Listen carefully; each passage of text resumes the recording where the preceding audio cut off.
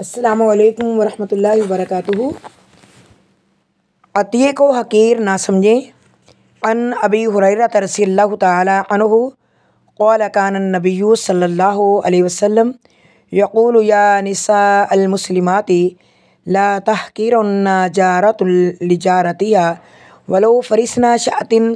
अबू हुरैरा रज़ियल्लाहु तआला अन्हु से रिवायत है, नबी सल्लल्लाहु अलैहि वसल्लम फरमाया करते थे, ऐ मुसलमान औरतों, कोई पड़ोसन अपने पड़ोसन को देते हुए अपने अतिये को हकीर न समझे, अगरचे वो बकरी की खुरी ही क्यों न हो।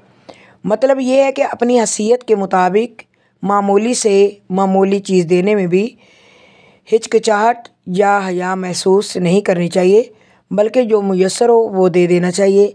अल्लाह रब्बुल इज़्ज़त बसा औक़ात ज़र्रा बराबर दी हुई चीज़ का अजर पहाड़ से भी ज़्यादा अता कर देते हैं। बाज़ औरतें मामूली चीज़ दूसरों के घरों में बेचते हुए शर्माती हैं, जबकि ये सही नहीं।